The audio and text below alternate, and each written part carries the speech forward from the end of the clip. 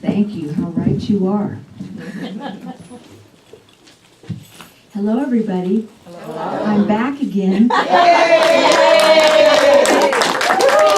It's only been 2 weeks. But doesn't it seem like it's longer? We did the baptism, the wonderful, sweet baptism 2 weeks ago.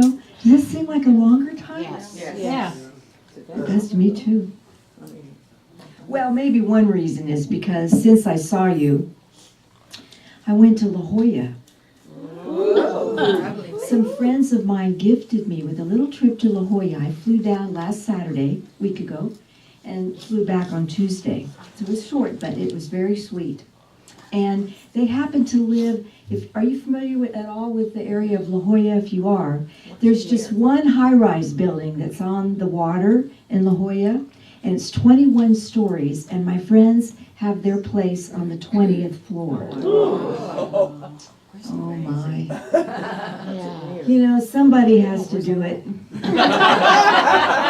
And so I'm sitting up there, and so we're looking, you sit there and it's just all glass, and I'm looking out at the ocean, and you see every once in a while you'll see dolphins or a whale. It's so beautiful. And then right down on the beach itself, on the rocks, are where the seals come in, and they're kind of famous for being there. It's actually called Seal Cove or Seal Rock, Seal Cove there. And from December until May, the beginning part of May, the seals are having their seal pups right there on this beach. And it becomes their beach, and there's about 100 of them out there. Wow. And it is just magical to watch them and watch the little ones scooting down to the water and going in and playing and then coming back out. And the moms are still there because some of the pups are still nursing. And so it's just an amazing thing to watch. I mean, you can just spend hours, looking at this amazing natural display of nature right there. And there's also a bit of controversy there because there are people that live there that don't think that the seals should have that beach. And so and that by golly, some years ago, somebody built that thing as the children's beach. And so it belongs to the children. Well, the seals decided that it was their beach. And so there's a controversy, and in fact, they had a big fight about it, and then finally it was decided that, okay, we'll give the beach to the seals for their birthing time between December and May 15th. But after that, the public can come on the beach. So interestingly enough, I'm watching as, all these pups and mothers and babies, are on the beach. And then these folks who now know that it's after May 15th, and by golly, this is the public beach, and so they decide to go right down on the beach, so that scares all the seals away, and they can't come on the beach. And so you would see these little seals poking their heads up, looking at the beach like, well, that's our beach. How come? What's going on? And of course, my friends had to keep me from going down and inviting folks off the beach because I was all ready to do it. Oh yes, they do have a rope there, and most of the time people stay behind the rope. But there were some that were just walking right down to the edge of the beach, looking at the seals, wondering why, they weren't coming up there. I was so willing to tell them. But I didn't do it because I wanted to be able to come back here and share with all of you. The other thing we saw too was there was a huge rock that's straight down from where we're observing, and the older seals will go up on the rock and sun themselves for the day, and they just nap and share. And come on in, sir. Come on in. Welcome. We're talking about the seals in La Jolla. Anyway, they will be sunning themselves in that, and they stay there until the tide comes in and the waves push them off the rock. And then it's time to go do something else. And they do. And I thought, wonder what they do. And so I was informed that what they do is they swim around, and that's their feeding time, and that's where they do a lot of swimming around and exploring, and they may find another rock down the way to lie on, but when this tide's in, the tide's in. And then when the tide goes out again, they come back up on the rock and spend their time there. And so I was watching all of this, just amazed. And what I started realizing is there's a huge lesson here. A huge lesson in watching the beings of nature behaving according to the ways of nature. They don't fight it. We didn't see anybody going, well, I'm not getting off the beach. Or, I wasn't ready to get off the rock yet. I'm not quite hungry. It's not time yet. Or, I don't like how this works. You don't see any of that. You don't in any form of nature, do you? Nature unfolds and goes by the way nature is unfolding. It's like an understanding that it all works, that it's all perfect, that even if it's time to leave this life, it's all perfect. There's nothing to fear. And so while I was going crazy and wanting to disabuse the folks of their space on the beach, I realized that the seals aren't doing that, because in their simpler way, or in some ways you can look at it in their higher way, is they allow the evolution to occur through them as their experience. And what I really got clear about is so often in life for us, it's our fighting the currents of life is what causes our suffering. Isn't that true? Mm-hmm. And so I had an experience of that. We were watching the seals and just really focused on them, and all of a sudden this aid car comes rushing up to the edge of the beach, and these two guys jumped out that were lifeguards. And I hadn't even noticed that there were these two people in wetsuits and flippers, and stuff, that were, the rock we were watching was over here, and over here were these two people, and they were caught in a current that was swirling like this, and they couldn't get out. And the more they fought it, the more stuck they couldn't get out. And fortunately, we didn't see them, but fortunately somebody did and called the lifeguards. And so those guys just jumped out of there, and they had their little floats, and they just jumped it, because the waves are pretty strong coming in there. They just swam right out there and gave each person a float to come in on. And when they came in, they were so tired from fighting the current, they couldn't move. I thought one of them was maybe was part drowned because they couldn't move, but they were so exhausted from that fight that they weren't getting anywhere, that they were just down on the sand, and it was quite a while before they could begin moving again. And one of them was actually taken by stretcher. Was probably taken to the emergency room to be checked out. And I was thinking about that even goes along with the same thing, doesn't it? It's our fighting the current that's what takes us down. Isn't that true? Yep. It's so interesting to me, and it's such a simple rule, and yet most of us spend most of our lives trying to figure out a way to get around it. And there's a balance, isn't there? Because in the Maryland's Daily Word, it was talking about, and in the song we were singing too, about making it happen, getting clear about what it is we want and going for it, and going for that. But there's a difference between making it happen and allowing it to happen. Two very different things. And it's really easy to get them mixed up, isn't it? Mm-hmm. Questions or comments about that? I know none of you have never had this issue. I was thinking about my song, Friends, and it talks about not liking the fact that you have to get older. Mm-hmm. And that's always kind of bothered me. It's like, you just need to go with it. You can't fight it. And that song, part of that song is fighting it. It's like saying, I want this. I'm mad that I have to grow up. Yeah, good point. Well, and Maryland says you don't have to grow. Right. But you know, that's really true, Jamie. Thank you for that. And our whole culture is based on fighting it, Yeah. isn't it? All the things you need to do to fight getting older, and that we kind of collectively worship youth. How do we stop the wrinkles? How do we stop, whatever it is? That whole thing. It's like a collective game that we play about it, as if somehow doing that is going to keep us from advancing. And we're one of the only cultures I'm aware of on the planet that don't honor our elders. We kind of push them off. Let's see, is it going to be assisted living? Is it going to be independent living? Is it going to be, where's it going to be?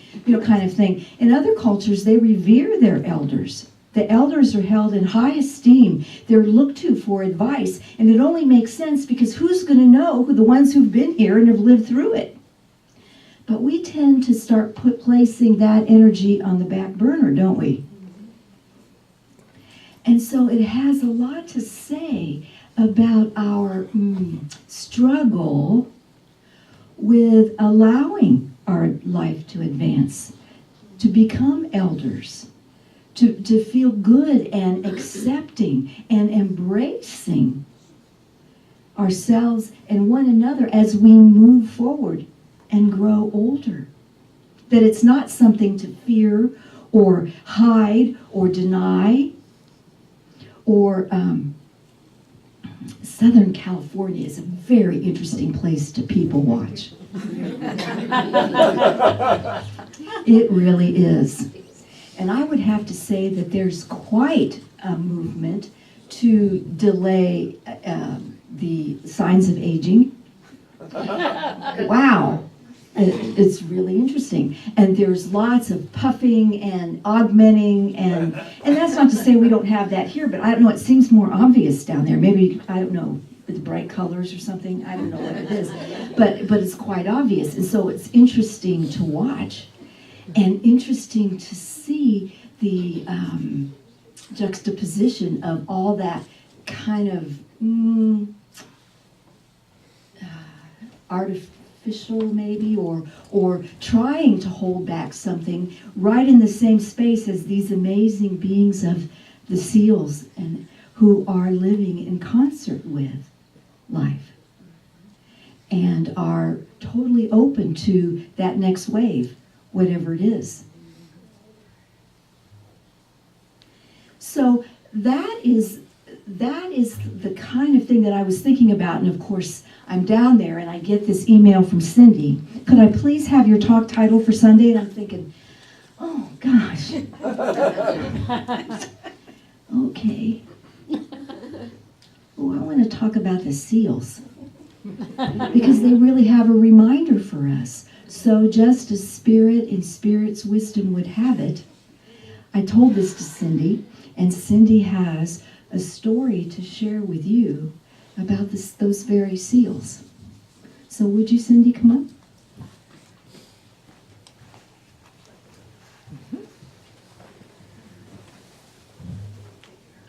Yes, I harassed her on her vacation. Not intentionally, but it just worked out well. Yes. I am one of those unique people from Southern California, born and raised. The first 32 years of my life was spent on the beaches in Southern California. And when she told me of her topic of the seals, it brought back a lot of really good, very precious memories. Because my mom and I would go to the beach and we would be watching the seals, and I've been to Newport Beach and Huntington Beach and Seal Beach and just all along Corona Del Mar and whatnot. And it was true, you can watch them and they're just as carefree as they could possibly be. And it was just, while you're there, you're in that moment and you're with them. And it's like, that's fantastic. And so when she emailed back that was the topic, one of the key memories is that my mom died when I was 17. 2 months into my senior year of high school. And my major life-altering event, to say the least. But my stepdad made arrangements for my mom to be cremated and buried at sea through Neptune Society. And this was in November, which is not typically a very pretty time of year in Southern California. But it was actually a pretty nice day. And my younger sister and I and my stepdad were out there, and they read this beautiful poem that was just beautiful. I'd never got a copy. I wanted one. But part of the ceremony was they tossed a wreath of flowers into the water, and then they poured the ashes through that wreath, and then they gave us a couple of flowers that we could then toss into it. So they read this beautiful, just heartbreaking poem, and they poured the ashes in, and just as my sister and I were ready to toss our flowers, a seal came up through the center of the wreath and out. And it was just, I mean, it was amazing. And, yeah. And that was my senior year of high school. And in our English class, they asked the seniors to write a poem or a little story that they memorialized. And I wasn't really much of a poet or a writer. And I mentioned it to Joanna. She goes, if you could find that would be awesome. And I happened to find it. So please be kind to a 17-year-old Cindy back in the day. But the poem is called The Seal, and to the memory of Judith Lee Lurkey, who was my mom, born in 1943 and died in 1981. I had to say goodbye to you. It wasn't by my choosing. I had lost something dear to me. You were what I was losing. You died, you see, and left me here all by myself on this earth, to fight alone without the one I had known and loved since birth. Our life as it was had been good, but a bit too rough, I feel, and I asked of you, if you could, to come back as a seal. A seal's life looked to me so fun, so casual and so free. That was what I wanted for you, and what you wanted for me. I walked along the beach that day, when you were taken from me, and there I saw a little seal that didn't run from me. I walked up to this little seal and patted him on the nose, and then I sat with the seal until he began to doze. I walked away feeling quite content, and this is how I feel. Your life as a human had been spent, and you've come back as a seal.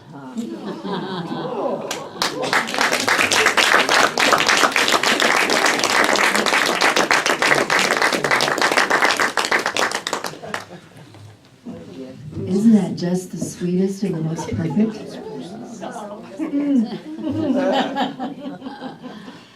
And that's the gift, isn't it? For them to send the ashes through the wreath, and then the seal comes up through the wreath to remind us of the perfection of life, the joy of life, that it's all connected, that there is nothing to fear. And what more important message could there be for us here this morning, and here for us collectively in our world that looks pretty wacky? Trusting the process, rising up, knowing that seal's going to come through those ashes. It is. And the way we can support that or invite that is trusting the process and living in the moment and doing our own seal life. By finding the current in the moment, like for example, on the day that you were expecting the sun to shine and it didn't. We're kind of used to that. So we have lots of things we can do around that. Or when you thought the check was coming and it didn't. So what are you going to do now? Instead of the ain't it awful part, use it as the opportunity to be lifted up. Remember, we've always said, nothing exists to take us down. Everything exists to lift us up. It's our willingness to choose the way we're going to look at it. How are we going to see it? Because there's the power. There's the power right there. And these blessed seals remind us what to choose. Yeah, they're smelly. They are awesome. And they're beautiful. And there's so much out there to remind us constantly of that. And we here in the Pacific Northwest are very blessed, aren't we? Because we see reminders huge in every direction, every day. So we can lead the way in terms of holding the consciousness to lift it up collectively, because we're all one, it makes a difference. As we lift ourselves up, all is lifted up. At the other end of the country is lifted up, and oh, I bet they would really appreciate that. Or the other end of the world, or the other end of the galaxy. All are impacted by our choice to lift ourselves up. Questions or comments about that? So let's take, yes, Marilyn. I just keep thinking of our line that we say at the end of the service, wherever I am, God is, and all is well. Home, Marilyn. Just like you said. Home. Home. Mm-hmm. That is home. Absolutely. And it's our awareness of that that makes all the difference, that does the healing work. That's the healing work right there, is when we get that and start applying it in the moment. It doesn't have to be some big, complicated thing. It can just be in the moment when you're in the fairy line. Or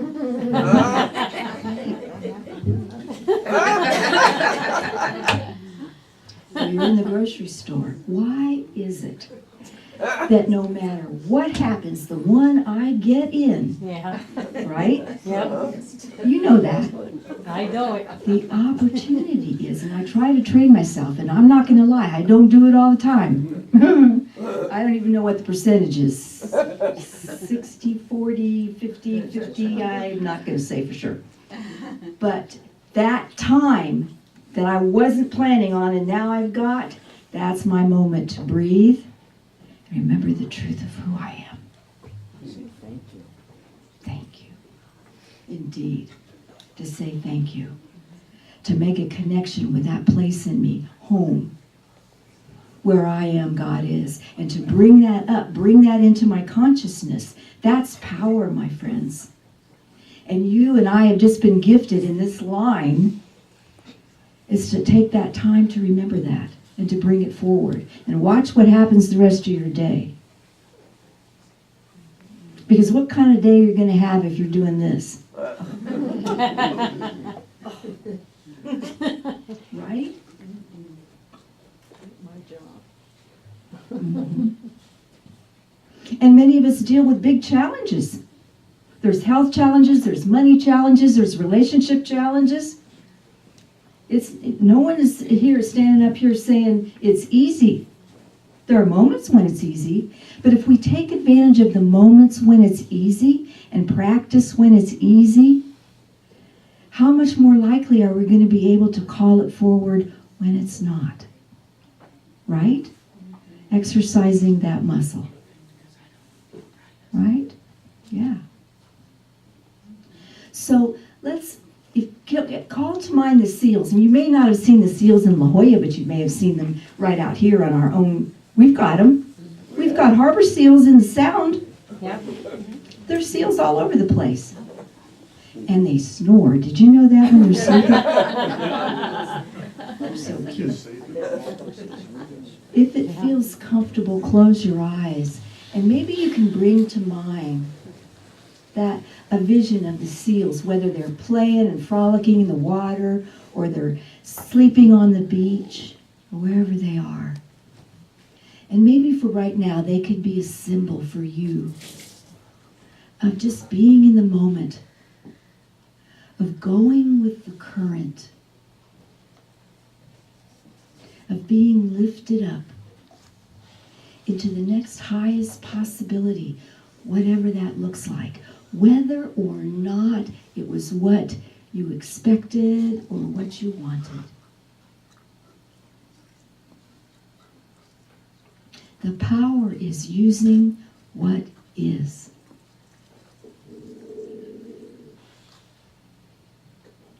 And so breathing and allowing.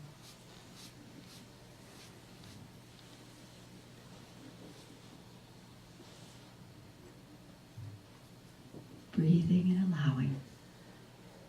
And if you have a particular challenge right now, Let's hand it off to the seal. Maybe the seal will show us a new perspective, a new possibility. That the next wave that pushes it right off the rock pushes you right in to your highest good. Whatever that is.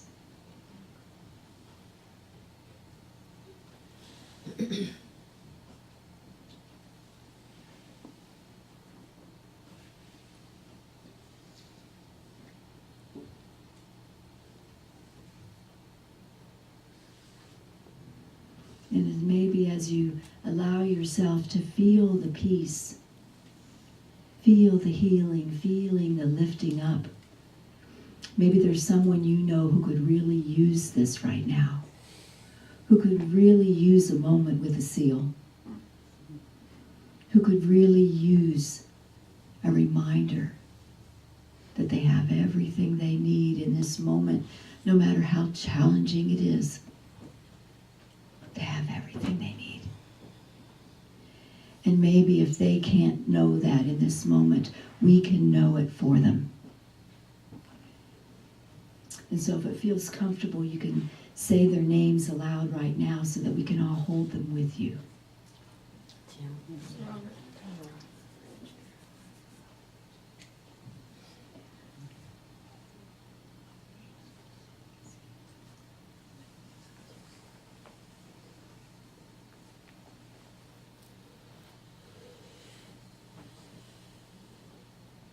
And for our spiritual family, and for our friends and co-workers, and for our community, and for the community at large, our country, its leaders, the world, its leaders, the universe, and every star in it.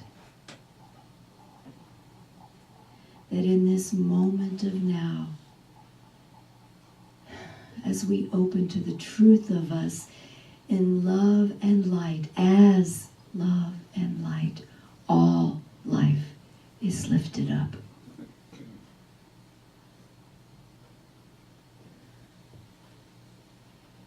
And for the opportunity to be reminded of this truth of us, we are grateful. And so it is.